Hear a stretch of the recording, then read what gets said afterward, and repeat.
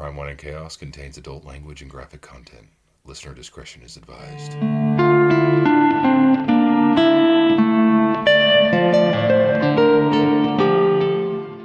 Hey, you cool cats and chaos kids. I'm Amber. And I'm Naomi. This is Crime, Wine, and Chaos. Oh, that was good. Thank you, sister. Hi, Oh my God. Sissy. How are you? Hi. Oh, it's so fucking hot. Oh, right. Because you don't have. Right. Mm. Your house is hot. I'm so sorry. I'm, It's okay. I'm climate controlled. I've been in my apartment all day. So I love that for you. I mean, look. Tell me. I just had more days than I have had in a really long time over the last couple of weeks where I just cannot even.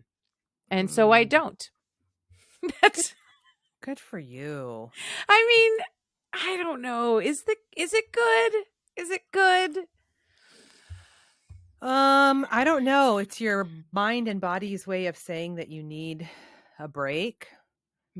Probably. Maybe. I don't know. Some of it is feels like what we say in recovery, which is like I am really feeling the dis-ease, right? Which is the clever way to say that we have a disease, right? So like the disease of dis-ease, which is that kind of like not comfortable in my own skin, not satisfied, I'm not settled, I'm like I do know. Yeah, that's a lousy feeling to have. I'm sorry. Some of it's a little bit of that like burnout, like right on the edge of burnout from 3.5 years of startup life, just relentless stress. So I told you I was at the spa a couple weeks ago and I get my massages once a month now, and I'm trying, sissy. I'm trying. No, I get it. You're doing better than me. I have said a million times, like, I need to work that into like my normal self-care. And then it's like, okay, as soon as I have time, I'm going to schedule a massage. Like I'm not even finding time to schedule it. Like, how am I going to go to it? So you know what I did? What I did is that I went and got a massage a couple months ago or a few months back, whatever it was, after I did all that travel. Remember, I did like tons of travel, right? And I came back, I scheduled a massage at this place I've been to a few times. It's near my house. And when I got there and I checked in, they were like, "Oh, we see that the last time you were here was August," which was like last year, right? And I was like, that's a long time. And they have this deal that I've never done where you can sign up to be a member and you get like at a discounted rate, you basically pay a monthly payment to them automatically, and it's basically the cost of a massage, right? And so you get like a treatment, because they also do facials and other things like that. So that monthly fee gets you like a facial or a massage or whatever once a month at that discounted rate. And then you can book other services at discounted rates because you're a member or whatever. But because now it automatically comes out of my bank account, I am compelled to use it because I'm not going to spend like whatever it is, $90 or $100 a month, and like not do the thing, right? So now sort of forces your hand. It forces my hand. And now what I'm doing is what I do for like my hair appointments, which is like I go in and I have my massage, and then when I go to the counter to check out and like tip my masseuse, I schedule my next massage for the following month, like right there on the spot. So it's built in, sissy. It's built in. That's brilliant. Also, I love Automagically. Yes. All right, I do so as much in my life. Yes, I do it. Look, anything you can do in your life that is just automagical, do it. Just do that. Okay. Yeah. It's like the cleaning people. They're automagical now. God, I want cleaning people so bad. I want that for you too. I want that for you too. Thank you. Sister, what are you drinking Thank you tonight? for asking. Thank you for asking. I'm drinking a F. Stephen Miller Pinot from Santa Barbara County. It's a Are we red. sure it's Steven or is it Stefan? Well, you know what? It's spelled PH, so Uh-huh. it's probably Stefan. We did this already, We did do this already. and we concluded that it was Stefan. I think you decided. Yeah, you decided. Okay. Well, I'm going to decide again. F. Stephen Miller. That's what I'm drinking A tonight. chilled white on this hot, hot July day. No, it's a red. Oh, what are you I- doing with your life, sister? Listen, I just prefer red, and I know. nothing's going to chill this body down at this point. I might as well just go with it. Fair enough. Fair Mhm. enough. Well, Do you sister, have some I crime? do. Yes, Mm. I do. I have a crime, and first off, this one we gotta do a shout out again. The great Jen B sending over the crime that had to be told. It's a little bit more. There's more resolution than the Arpana story. So Oh, there's good. that at least. It's also sort of local-ish. Wow. Okay. So, I'm going to tell you about the murder of Nikki Kuhnhausen. Have you heard about this? No. Okay, it's fairly recent. Nikki Kuhnhausen was born July 6th, Oh, 2001. So, young. yeah, Hella was born July 7th, remember? And we recorded on Mhm. July 7th. And not my birthday is the 12th. It's like there's something going on. It is cancer season. It is It cancer really is. season. It really is. It really is. Okay, so she was born July 6th to mom Lisa Woods, and she grew up with her older brothers Conrad and Alex in Vancouver, Washington. Okay. Lisa and Nikki had an unbreakable bond ever since Nikki was born. They were just super tight. Nikki and her mom were really, really close. Lisa describes Nikki as sassy. She remembers Nikki crawling around her ankles while Lisa would be putting her makeup on, and Nikki's brothers are out playing with like their robot toys or whatever. And Nikki would crawl out of the bathroom with makeup on, and her brothers would yell, "Mom, why did you do that to Nikki again?" And the mom and Lisa would tell them, "I didn't. She did that to herself." Oh. So Cute. Nikki was assigned male at birth, but before she could even walk, Nikki was drawn to makeup and Barbies and high heels, and it was just clear that Nikki was not a boy. Right. So by the time Nikki reached middle school, she'd left any trace of her assigned gender from birth like behind her. Okay. What's so awesome is that Lisa says they had no gay people or queer folks around them in their life anywhere, and here they had Nikki just becoming the girl she was meant to be. And Lisa and Nikki's brothers Alex and Conrad, they just went with it. They loved her, and this is just who Nikki was. Oh, that's awesome. She's lucky. Or Very. yeah. It's how it Although, should be. right, I was going to say she shouldn't be considered lucky. This is just how it should be. Yeah, exactly.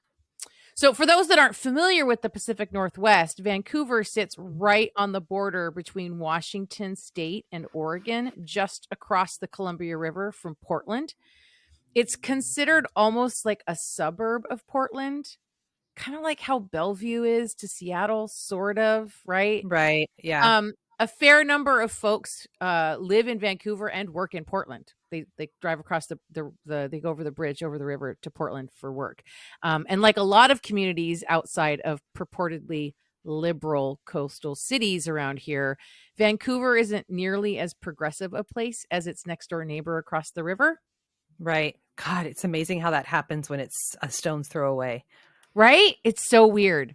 It's like Eastern Washington is a different planet than Yes. Seattle. Yes. If you go to the other side of the mountains, you've literally just gone to a whole other The deep south or something. Yeah. Yes. What?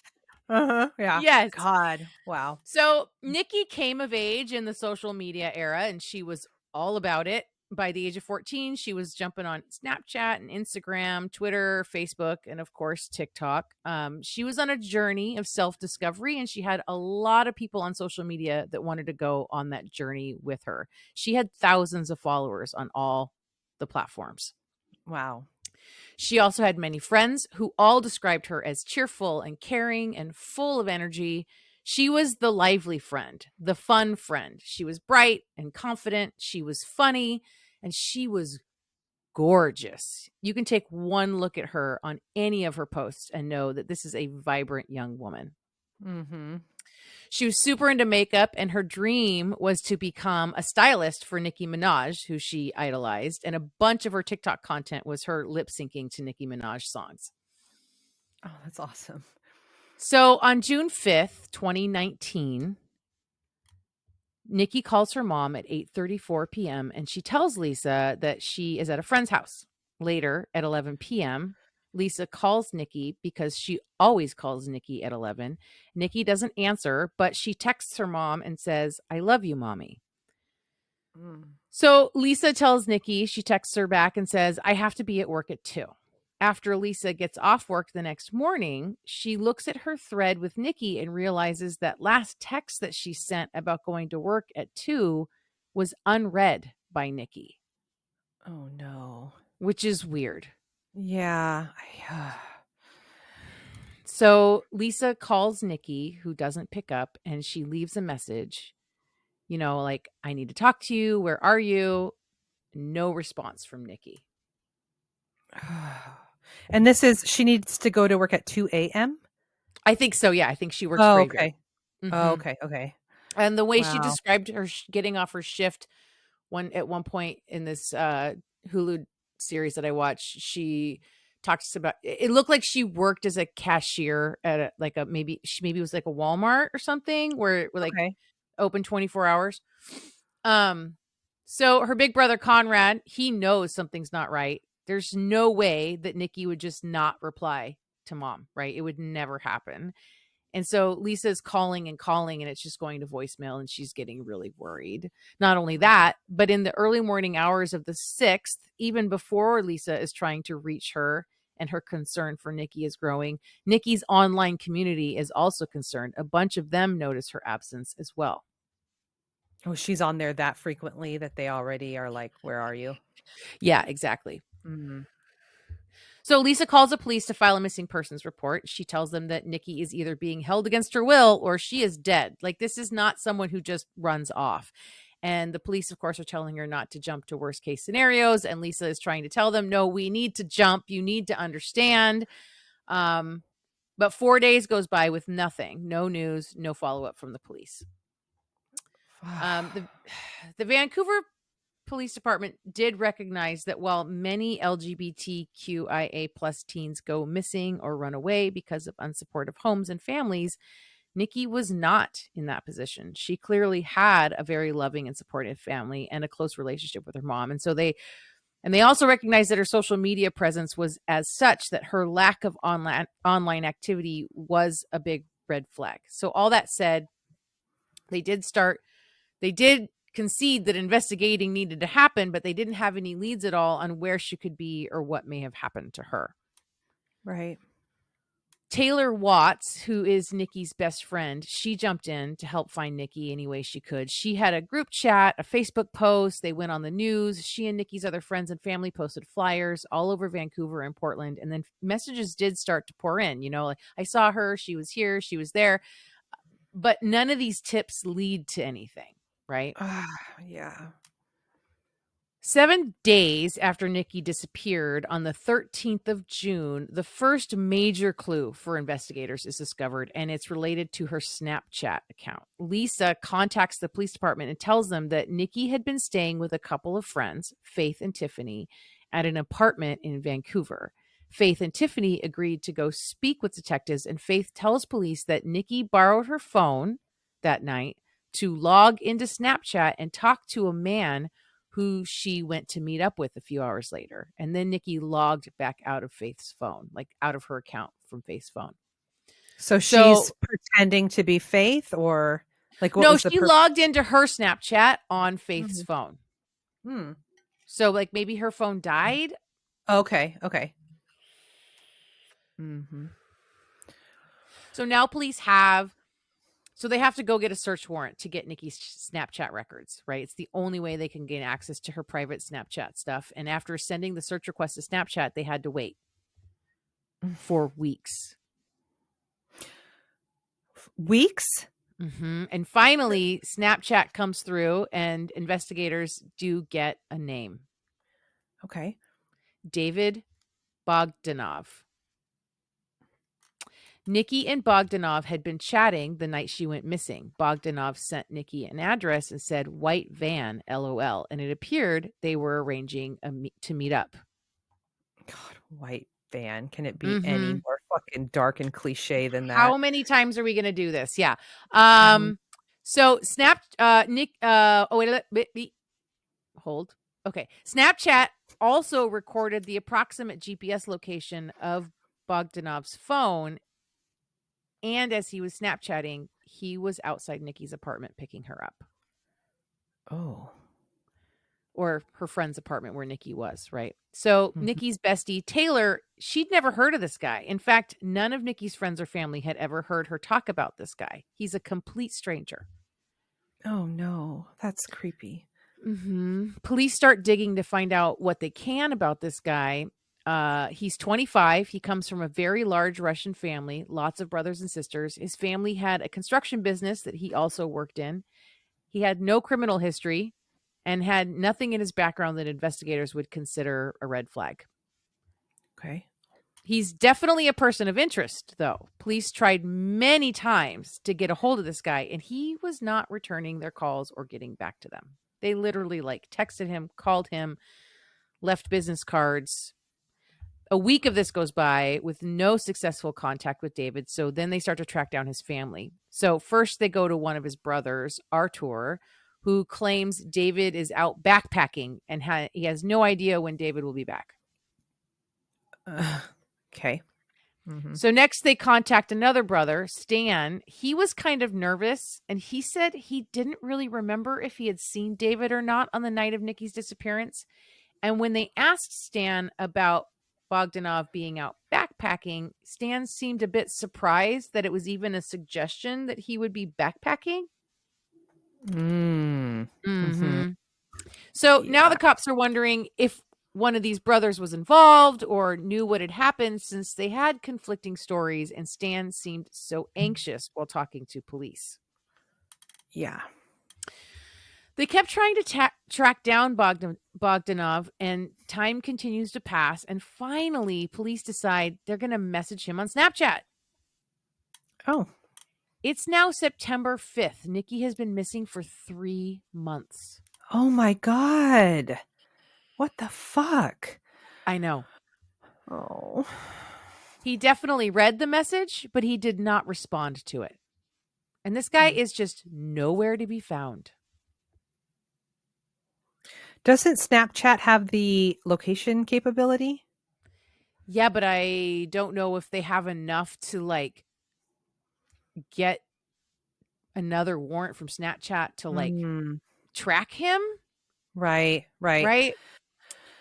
So a week later, September 12th, police sent him another message on Snapchat, and this time he actually responds the next day. And on October 2nd, 2019, he finally agrees to speak with the detectives on Nikki's case. She's been missing for 4 months. God, you piece of shit. Okay. According to Bogdanov, he met Nikki in downtown Vancouver, and literally that's where he met her the very first time, and they started a conversation. He said he gave her his coat and then they parted ways. Okay. She was cold. I don't know. Later, she reached out to him on Snapchat, which is when they made arrangements to meet up. He said they went to hang out with his brothers, which the brothers both say they didn't know if they saw Bogdanov and Nikki that night. And then Bogdanov said the thing that made them all raise their eyebrows. Nikki told him that she was trans, and he immediately told her to get out of his car. Oh, God.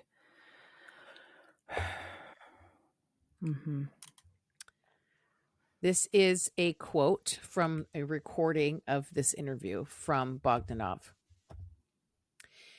It's even disturbing when I'm around a gay person or somebody bi. I just got disgusted and I just asked her to just get out. For me, it's just very disturbing and disgusting when people are like this. And that's it. That's where we parted ways. I went on to go to my brother's job site. From there, went to work. I wish I could help you more, but I'm not a kind of person to, I'm not even a violent person.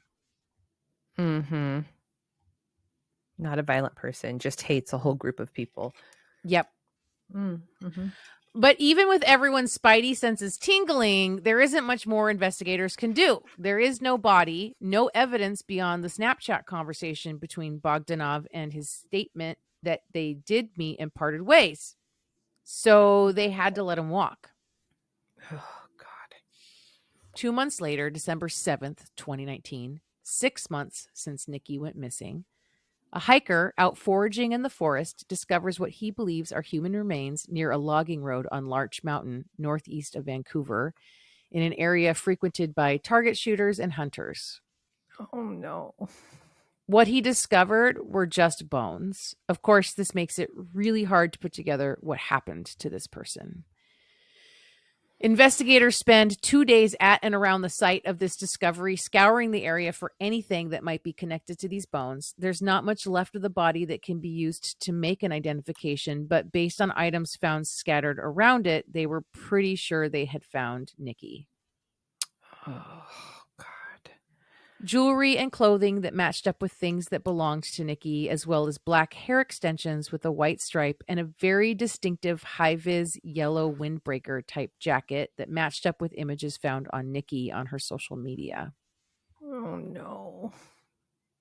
A forensics examination confirmed they were indeed the remains of Nikki Kuhnhausen. Of course, her family and her friends were absolutely devastated by this news. Mm-hmm.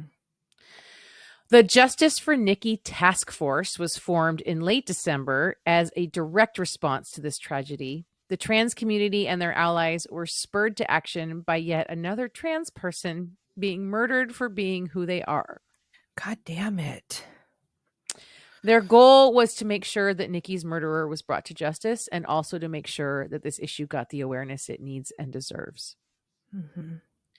Transgender people are 4 times more likely than cisgender people to become the victim of a violent crime. Mm-hmm. 40% of all youth experiencing homelessness are LGBTQ identified, while only about 4% of the total population are LGBTQ identified.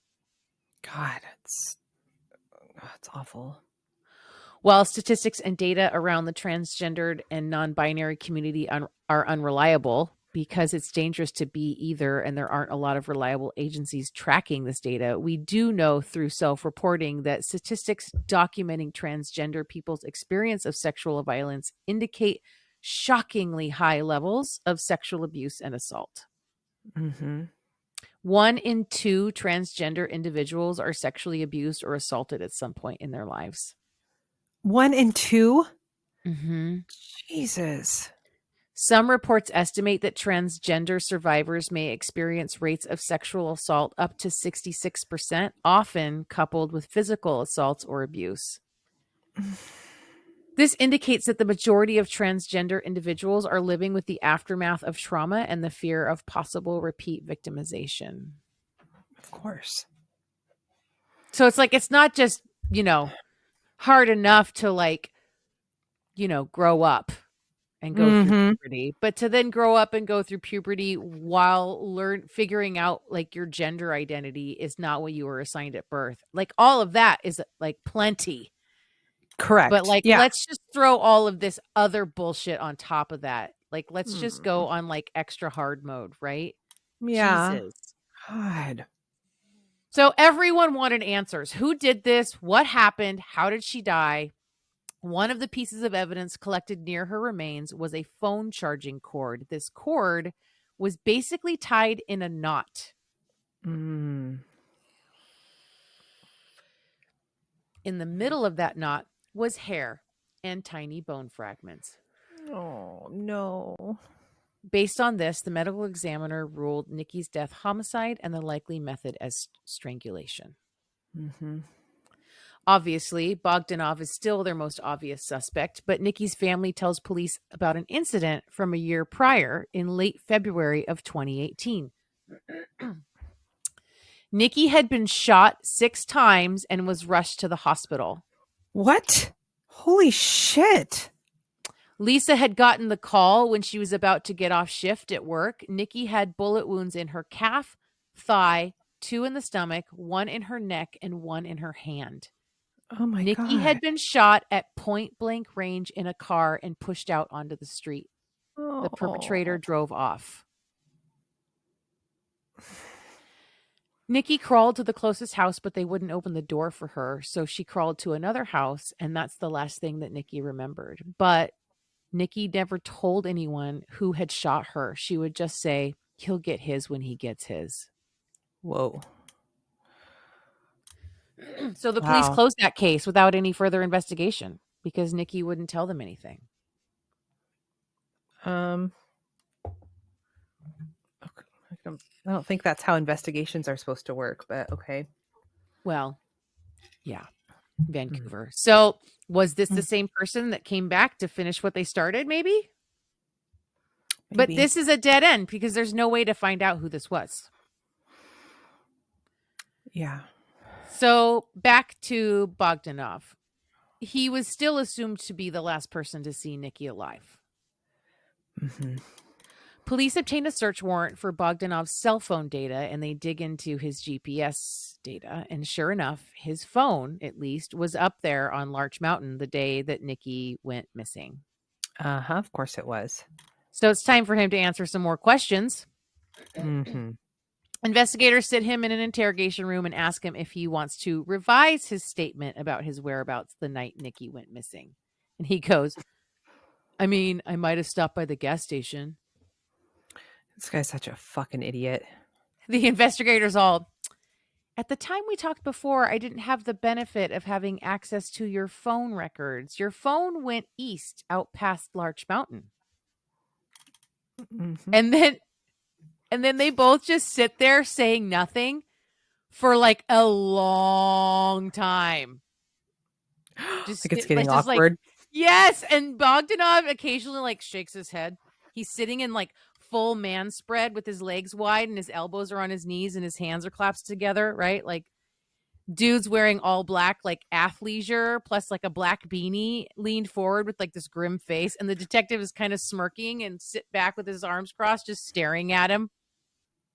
Yeah. Like a gotcha. Also, in this day and age, he doesn't know that that's right? Like, oh my God. There's right? just no excuse for that. Yeah.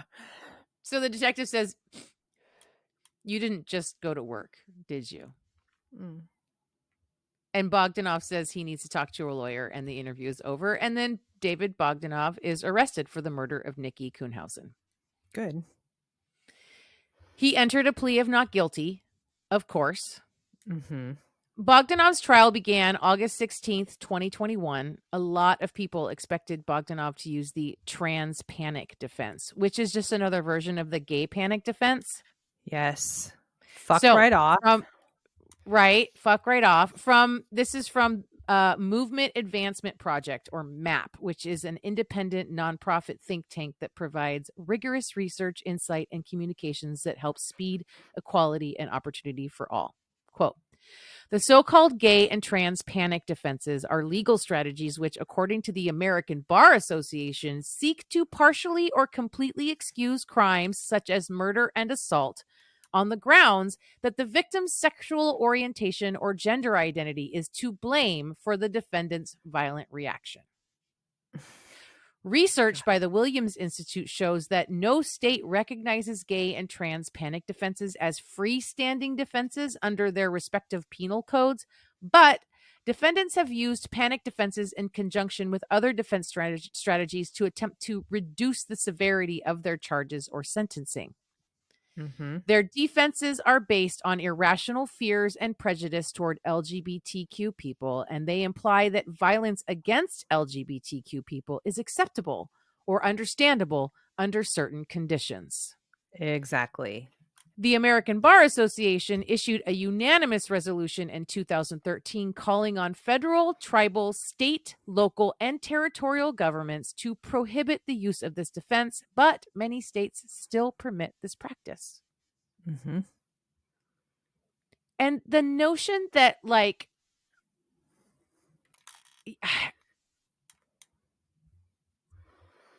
that somebody's identity is reason enough to murder or assault them is like, that would be like having a black panic defense. Exactly. Yeah. It is Yes. exactly like that. Yes. It's disgusting. It's absolutely disgusting. Unbelievable. So the defense presents their opening statement, and it was actually crazier than trans panic. Oh, God. His defense attorney said, quote, "Our client did not strangle Nikki Kuhnhausen, causing her death because she's transgender. Nikki Kuhnhausen is now deceased because Mr. Bogdanov had to defend himself against her attacking him and possibly killing him." Oh, okay, sure. Yep. This guy came in hot at trial, not at any point prior to trial, with the "I did it in self-defense" excuse. God damn it. And everyone is just like, what the fuck? This guy is big. He's not a small dude. And Nikki weighed like nothing. She was tiny. Right. No one was buying this nonsense that he would need to defend himself against her. No shit. God, this guy's a piece of shit. So the good part is this took a big burden off the prosecution.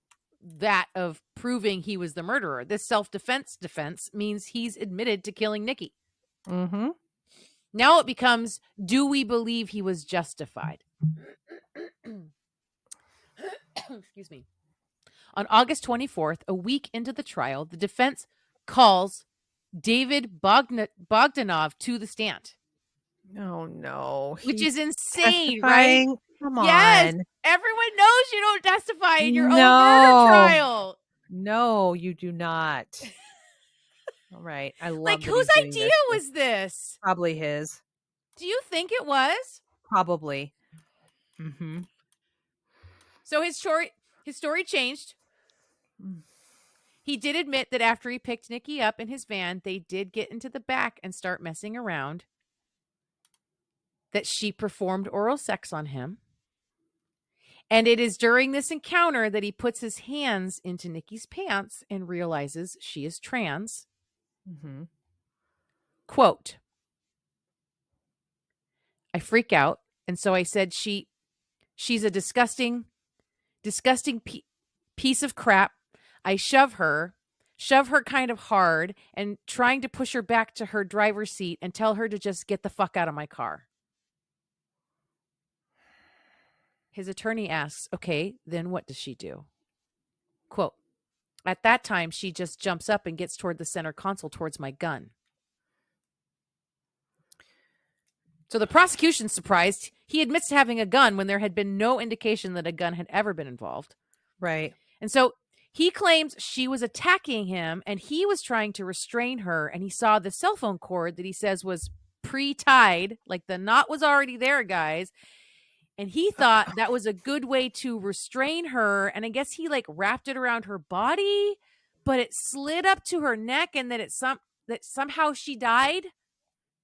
That is not a fucking thing. It slid up. Oh my God. I hate this guy. Let's all just take a minute to remind ourselves that it takes 5 to 10 minutes to strangle someone to death. Uh-huh. Yep. But yeah, he just whoopsie daisied that. He whoopsie daisied that. And I always store my phone cord charger in a knot. Always. Right. No, it's always got a knot in it. That's for good luck. This guy is so fucking stupid. What? Exactly. I know your face right now. I can't. I have no words. I hate this guy. So even though it was just his word on what happened, his other actions and lack of actions said plenty. He didn't try to resuscitate Nikki after accidentally strangling her, nor did he call 911 to get help for her. Right. And then there's the whole like dumping her body in the middle of nowhere thing. Correct. And one other little detail that came out while he was telling his version of events. He says that they started out in his white van and then they switched into a gold Audi. And this is where this encounter actually happened, was in the Audi. Okay. And apparently he called a guy to go pick up that Audi and, quote, get rid of it. What? Yes. So he admitted on the stand that he accidentally killed somebody in this other vehicle that he literally said on the stand that he went to lengths to have it disposed of. This guy is so fucking stupid. Is his attorney just like, what are you doing? I mean, he's got to be, right? Mm-hmm. So 3 days after this fucking idiot piece of shit testified in his own defense, on August 27th, 2021, the verdict came in. David Bogdanov was found guilty of murder in the second degree and malicious harassment. Malicious harassment is basically a hate crime charge enhancement. He was sentenced to 19 and a half years, which was the maximum sentencing allowed for these charges, partly because this is Bogdanov's first offense. He could get out in 17 years with good behavior. Wow. So Nikki's family and the Justice for Nikki task force went to work to change the law in Washington state through the Nikki Kuhnhausen Act, which eliminates the gay and trans panic defense officially and legally. Good. Currently, only 15 states in the U.S. and Washington, D.C. explicitly ban this defense act. I feel like then Washington is the only, when I first started this podcast, I did the Jenny Jones murder. Oh, I remember that. Yes. And I had put a petition on our socials for people to sign from the American Bar Association to ban the gay trans panic defense. And I feel like, so in that time span, we've moved one notch with Washington getting it passed. Sounds like it. I think that, 2013 is when the American Bar Association basically said, like, we need to do this nationally. This needs to be nationally recognized. Yeah. God. I mean, it's good that a large majority, but that's not good enough. Why are there 15 only? Are you 15 that ban it or 15 that have it? 15 that ban it.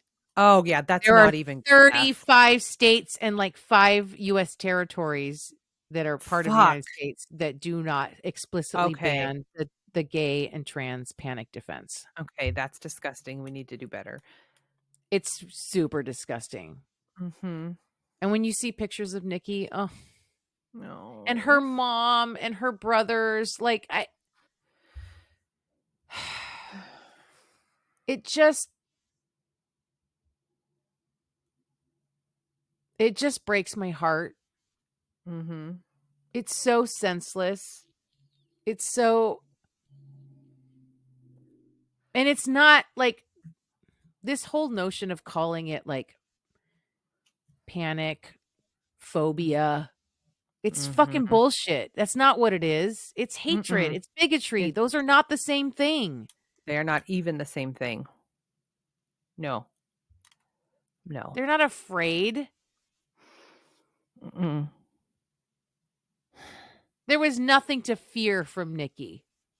Not at all. And I mean, I don't want to jump out of my lane, but my limited understanding of trans kids, particularly, especially if they have really outstanding parents like Nikki did, is safety for those kinds of situations is really taught. So I find it very hard to believe that if she found herself in that situation, that she would be going for a gun or fighting back, or you know what I'm saying? Like, right. I'm sure she knows. Do you know what I mean? Like, yeah, no, 100%. It's like the how dangers women for her it's just like women know what the dangers are in situations with men, right? Where it's like, okay, how do I get out of this alive? Yeah. right? Like, Yeah. yeah, 100%. Yes, Some absolutely. huge dude is pissed at me. I'm not going to kick the hornet's nest. I'm going to Right? do whatever I can to just get out of there. Yeah. Yes. Mm-hmm. Yes. Yeah. So that's just bullshit. It's just bullshit. Well, I mean, of course it's bullshit. Everything Mm-hmm. he said was fucking bullshit. That guy was Yeah. just 100% bullshit. God. God, fuck that guy. Yeah, fuck that guy. God bless Nikki's mom and her brothers Mm. and her friends and her allies, and for changing the law in Washington State. I can Yeah. feel a little bit better about that. Yeah. So anyway, Mm. it's thanks for that, Jen. God, Jen. Seriously. God, she's a Jenny Downer.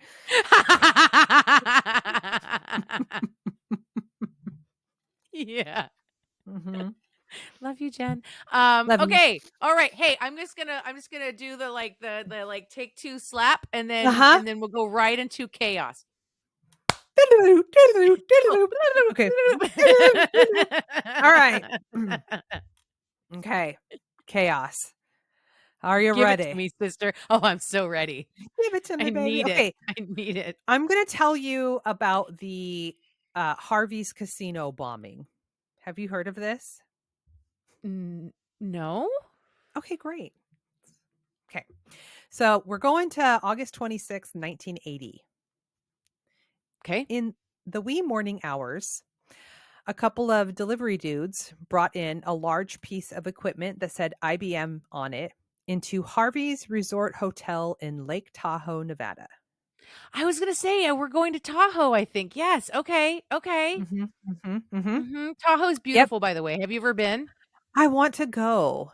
Tahoe is great. Tahoe is fantastic. I highly recommend Tahoe. I want to see Tahoe. Yeah. Mm-hmm. So it was taken to the second floor offices and then they left. They dropped it off and left. Within an hour, the night manager notices the equipment and doesn't know what it is. So he asks a few other employees if they know what this thing is, and nobody has a clue.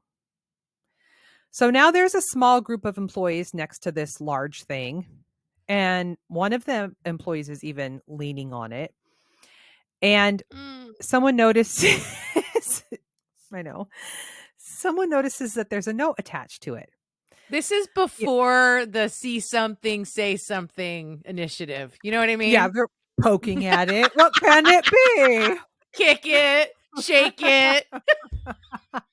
Shit. Oh my God. Okay. So the note says, quote, "Stern warning to the management and bomb squad. Do not move or tilt this bomb because the mechanism controlling it detonates when it has any movement of less than 0.1 on the Richter scale." Don't ask me to tell you what measure of movement that is. I don't know. Okay. Don't try to flood or gas the bomb. There's a float switch and an atmosphere pressure switch set. Both are attached to detonators. Do not take it apart. The flathead screws are attached to triggers, and as much as 1/4 to 3/4 of a turn will cause the explosion.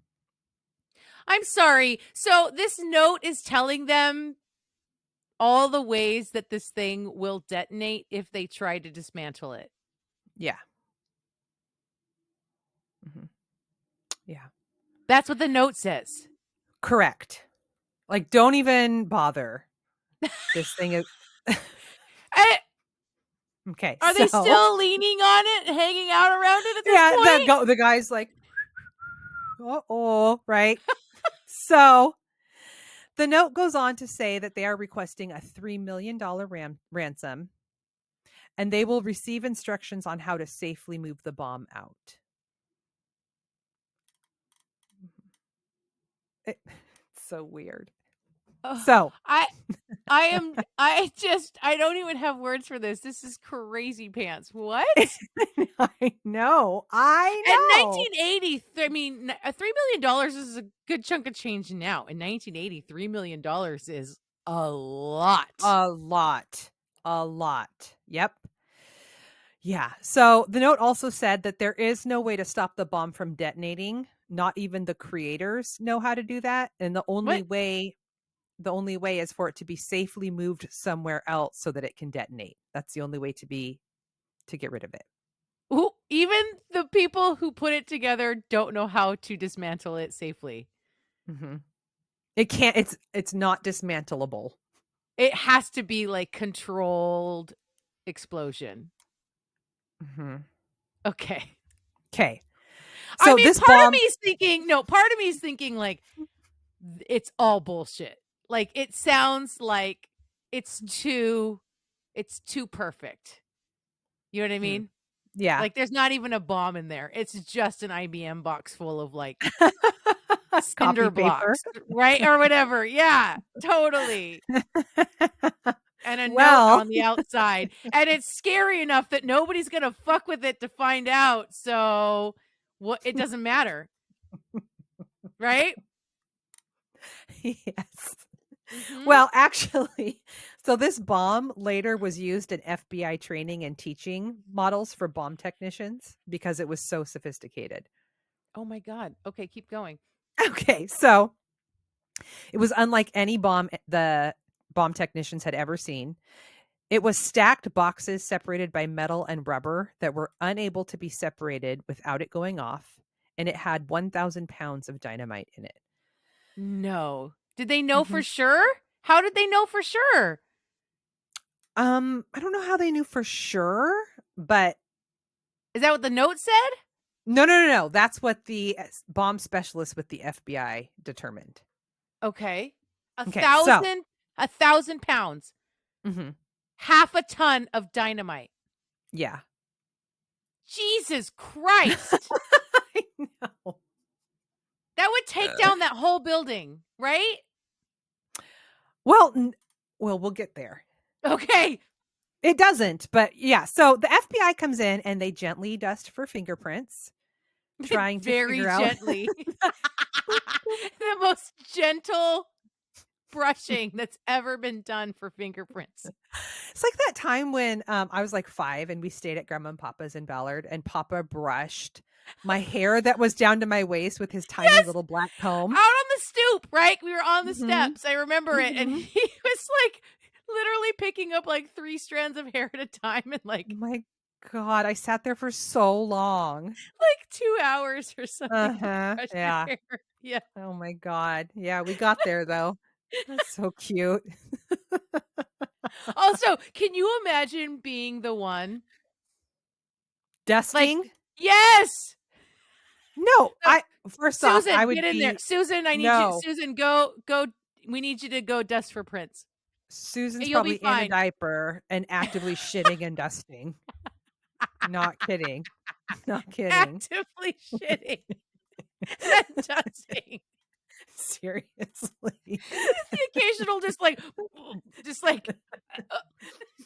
Yeah. vomiting on the side. Just Turn away. Turn away. They can't handle any stimulation. hold your breath I know. and brush. God. No, this is out of my pay grade. I am Yeah, right. sorry. I mean, Mhm. what are you gonna wear to do? I mean, like you could put on. What are you gonna wear? Right? There's no like protection you can put on. Like a bulletproof vest or whatever. Like nothing's going to like your head is coming off. You know what I'm saying? Like there's no This is how stupid I am. I wasn't even thinking when you're you like, said what what to outfit should I put on? Ooh, bomb dusting. What do I have that goes with bomb dusting? You meant safety gear. Oh my god. I'm Oh dying. God. I'm like, I know, right? Like, what would you wear to that? Oh, God, I'm stupid.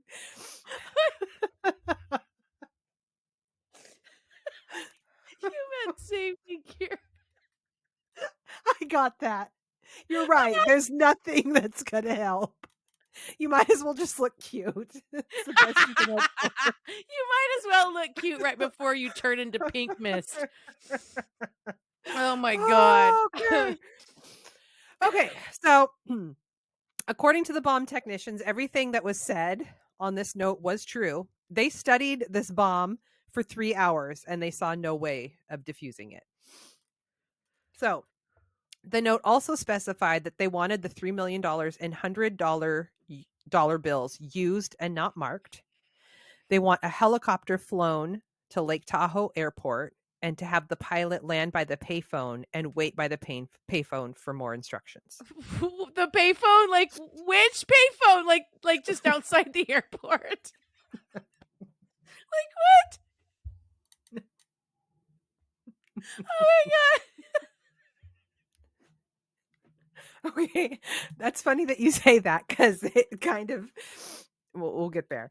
So, oh my god! And this, you guys, this was before Blade, so right, they weren't able to just pull up an app on their phone and call for a helicopter. They had to really work for it. Oh. They also said that the creator of the bomb will not be involved in any exchange of the money, and that nobody involved in the money exchange would have any idea how to defuse the bomb, so don't bother trying. Don't even bother. Nope. It doesn't matter. Nobody knows how to defuse it. Even the people who made it don't know how to defuse it. No, it doesn't.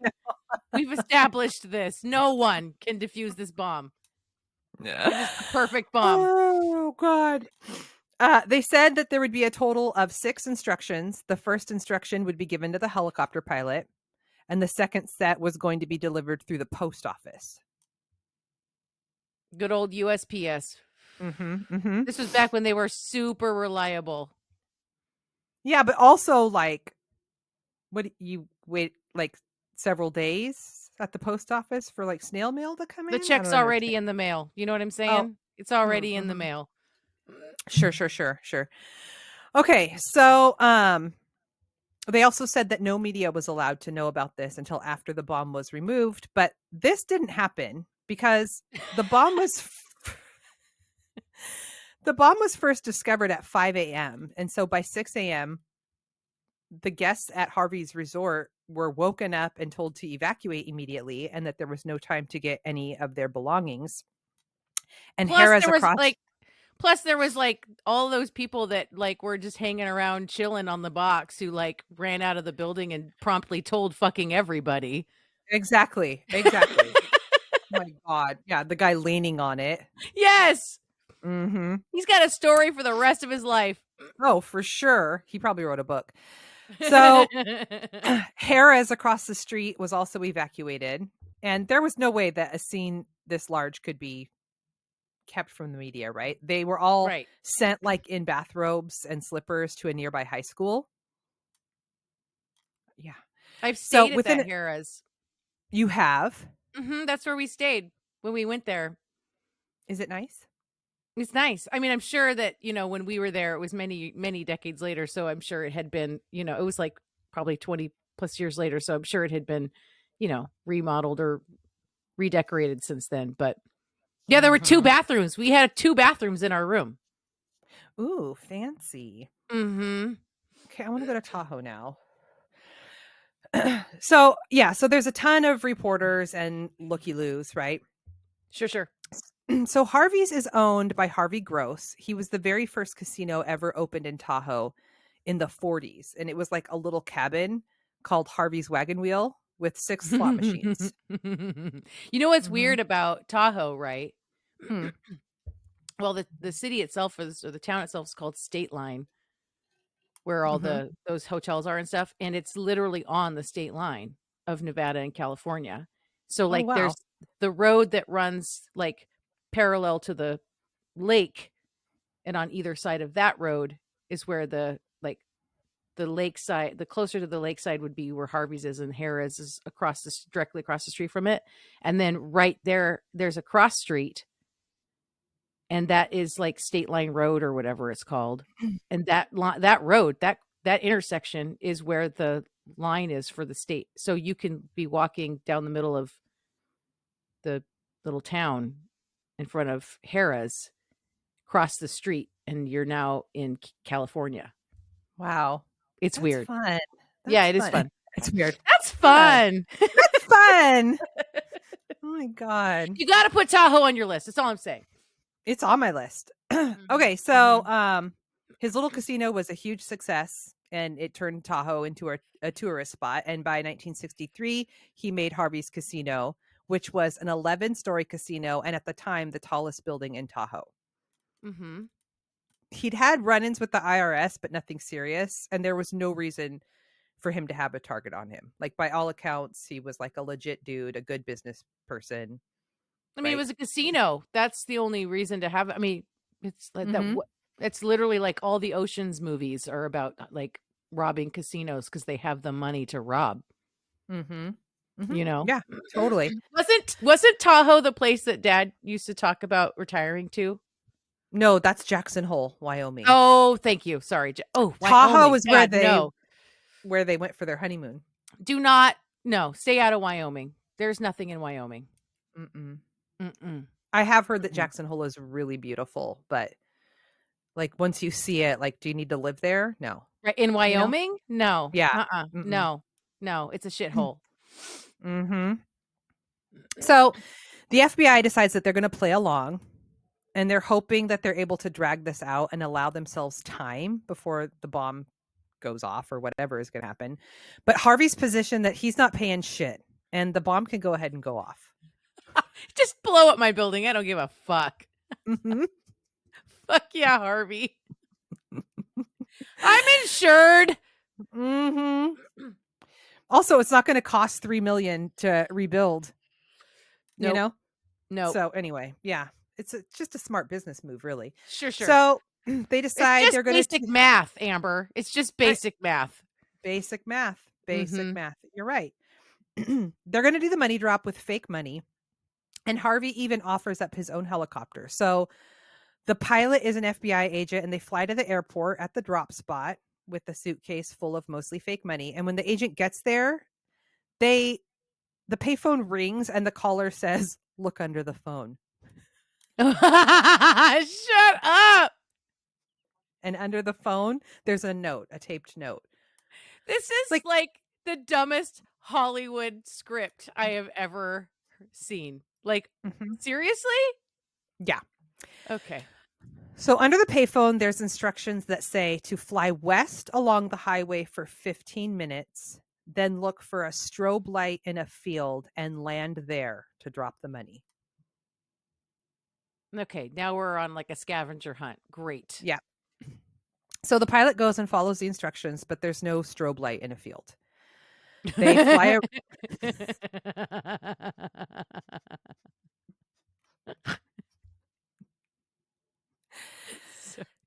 Okay.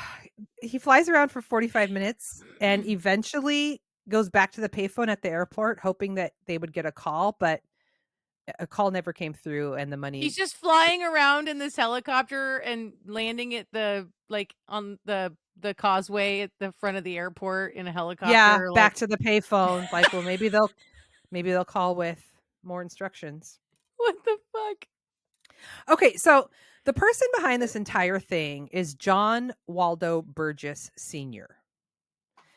So he fucked up by saying to fly for 15 minutes rather than specifying a distance. Uh-huh. And on top of that, apparently him and his crew forgot the battery to the strobe light. I'm getting real, like, Elmer McCurdy trying to rob a train vibes right now. You know what I mean? Doesn't know how to use nitroglyceride or whatever. Mm-hmm. Yeah. Oh my God. Well, and because of that, they were driving around everywhere looking for a battery, and they eventually found one at a Shell station. By the time they got to the field, the helicopter was gone. They've come and gone. Yeah. This guy's so fucking stupid. Or like, what was that guy and those guys, the Santa Claus bank robber, where they forgot to fill up the gas tank before they robbed the bank? Mm-hmm. Right. Yeah. Just stopping for gas. Yep. Okay, so back at the bomb site, shit has turned into a full-on block party. The Well, yeah. 100%. I mean, everybody's in their pajamas, right? Yes. Don't tell the media. It's like a street fair at this point. The police have barricaded off like the area for crowd control, but people are selling T-shirts that say "I got bombed at Lake Tahoe," and Okay, I had that was so fast. This is like Legend of Billie Jean, right? Like all of a sudden we have merch, like instantly, like instant merch. P.S. Did I tell you I bought a Billie Jean shirt? It looks like one of the merch shirts Ooh. from the fucking movie. Like, I love that. I know. Instant merch. It's like, how does that happen? I don't There's a know. guy with a screen print shop like a couple blocks away, and he was just jamming those out like all fucking morning. Probably. Another one said, "I had a dynamite time at Lake Tahoe." Oh my god! I Those want are one of gotta those be worth shirts. money. I want one bad. I want an original though. Uh-huh. I There's want merch. an original instant merch. Here I thought that the Legend of Billie Jean was full of shit. No, apparently it really did be like that. Yeah, it'd be that way. So the FBI decide that enough is enough, and they're going to go ahead and give defusing this bomb a try. Okay. So the plan is to safely blow the box apart and to do it quick enough that it severs the relay switch before the signal can reach the dynamite. Okay. I don't understand that, but okay. Well, neither do I, so please don't ask follow-up questions. Sounds great. They're the professionals. They know what they're trying to do. So they have an apparatus built specifically for this task, and it's brought to Harvey's. This was now 35 hours since the bomb was discovered. Oh. Mm-hmm. I mean, that's enough time to make merch. Yeah, oh, yeah, 100%. I mean, Honey yeah, pea. absolutely. Absolutely. Yep. Mm-hmm. Yeah, so Danny Denali is the lucky volunteer to be the one to go in with the charge. And What's place he it wearing?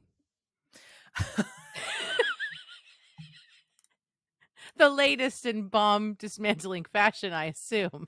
Well, he purchased merch outside. He's wearing that he had a dynamite time in Lake Tahoe.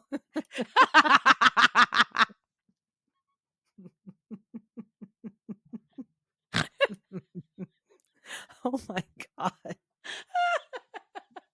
So stupid. Sorry. Oh.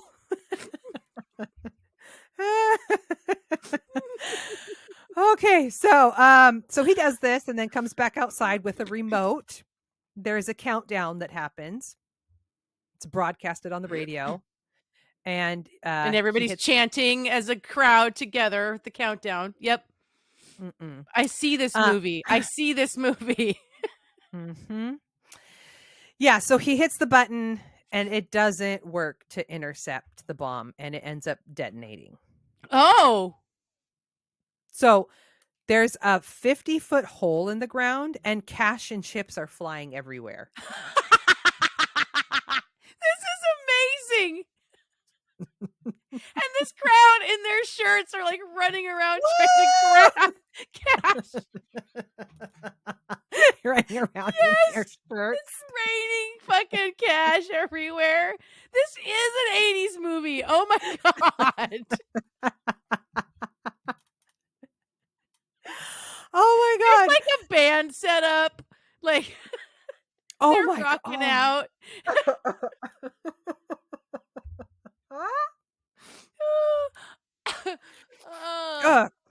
So within a few days, Harvey's was back up and running with a barricade around the bomb hole, and he even advertised and charged visitors to come see the bomb hole. Well, yeah. Yeah. Okay, so the people behind the bomb. Yeah, how'd they find these guys? They didn't know that it had gone off. How did they not know? They didn't. I don't know where they were. They were still strobe lighting in the field. I don't know.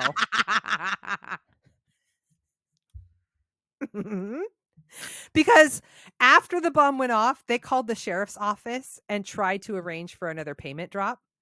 Oh. And they were like, yeah, no. Yeah. So, who is this John Waldo Burgess Sr.? So, according to his son, he was a physically and emotionally abusive husband and father. He was an actual Nazi before coming to the U.S. Oh, Nazis. Back to the Bingo. Nazis. Back to the Bingo. Nazis. Okay. Well Mhm. played, sister. Well played. Thank you. He had a landscaping business in Fresno that did really well, but he also gambled and lost a lot. Mm. He had an estimated loss at Harvey's alone of $750,000. Wow. Mm-hmm. Also, in the years prior, he owned a restaurant that burned down, and it's speculated that he burned it down himself and collected the $350,000 insurance money, which he Sure. also gambled away at Harvey's. Sure.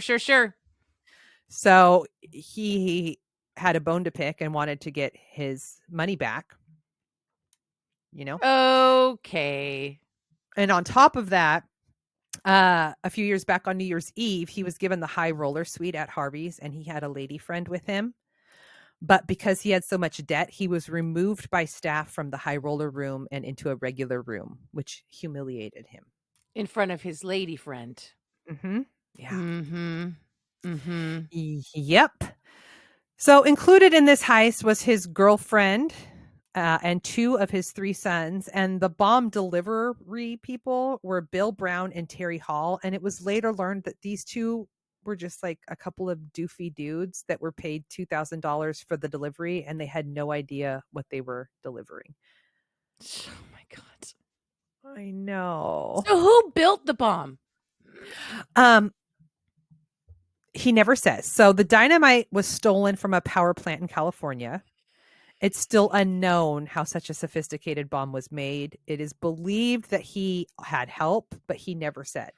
And these guys are fucking driving around without a battery for their strobe light. So I don't think That's what I'm saying. Mm-hmm. What?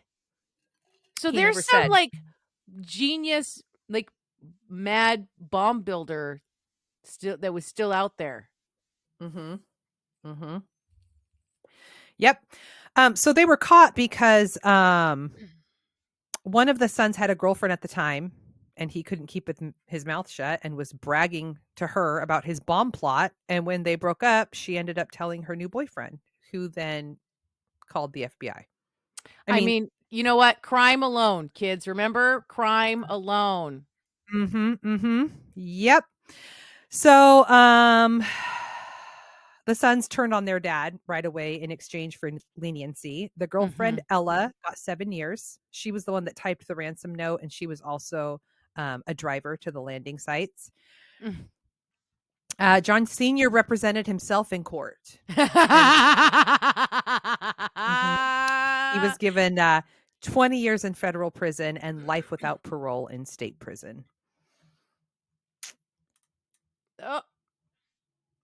What? Not sure why. The federal prison, I'm imagining, was the making and or delivering of the bomb, and the state prison was the, I don't know. Okay, so he basically had two trials. He had a state trial and a federal trial. Yeah. So he served 20 years in state and then was transferred to the federal prison to correct serve the rest of his sentence. Yep. Yeah. Wow. It's the Harvey casino bombing. What the fuck? How have I never heard? That is crazy pants. No, it's so weird. It is wild. I just imagine those dumbasses in a field with a strobe light that won't turn on. Driving around trying to find a battery. Like, what the fuck, you guys? Oh, fucking idiots. So they actually teach this bomb at like to FBI, like bomb or the ATF or whoever. Like this is like an example. Perfect bomb. The perfect bomb. Yeah. Yeah. What I don't understand is if any movement would trip it, how did they even get it in there without tripping it? I don't know if that was true. I don't, Oh. you know what I mean? I Mhm. don't know. 1,000 pounds of Of dynamite. dynamite. That is Uh-huh. insane. I just imagine Harvey looking kinda like the Boss Hogg and Dukes of Hazzard or something. You know what I mean? With, like, the white Yeah. cowboy hat and the white just roar with, like, a big belly and, like, a cigar, just being like, "Let it blow up, I don't care," and then Yeah. charging, like, viewing prices to go Yeah. see the Take my damage. helicopter. Go drop off some fake money. Yes. Uh-huh. It's He gave 0 amazing. fucks. Yeah. It's Mhm. amazing, and then the Yeah. street party and the T-shirt, like, Insta Oh, merch, all of man. it is just Insta- sister, that was the best thing I have heard all week. Thank you Oh, so much for good. that. You're welcome. You're welcome. I'm That glad was I could give you amazing. that. That was amazing. Mm. Well, we did it. We did Another it. episode in the can. The uses for the good of the order. Go follow us on all the things. We're on all the things. I think we're like still slowly working on a TikTok presence. Yeah, we're ticking the talk a little bit. Okay. Okay. Yeah. Go check Okay. it out. Crime, You Wine, can and Chaos find is on TikTok. Mhm. Okay. You can find me on Twitter at Miss Nomers. Hey, rate us on your streaming app wherever you listen to us. Yes. Give us a rating, and if you're on an Apple product, go write us a little review. We love that. Or Yeah. you can send us email. You can send Amber love letters. You can send me hate mail. They both go to the same email address though. It's crimewineandchaos@gmail.com. And yeah, if you want to listen to some bonus content, we drop a bonus episode every month. You can go become a member of the Chaos Kids Club for $5 a month, you guys. Just $5. $5. It's like stop getting Starbucks once a month, just one time a month, and you can Give come. up a day of avocado toast. Avocado toast, Starbucks, one of those can go, and you can get an episode that not everybody gets to listen to because not everybody's in the club. At That's Patreon, right. patreon.com/crime, wine, and chaos. I think I covered all Wow. the things. I You did it, did, right? sister. You did wonderfully. Thank you so much. Love you. I love you, and that was really fucking Really chaotic. fucking chaotic. Bye-bye. Bye. Bye.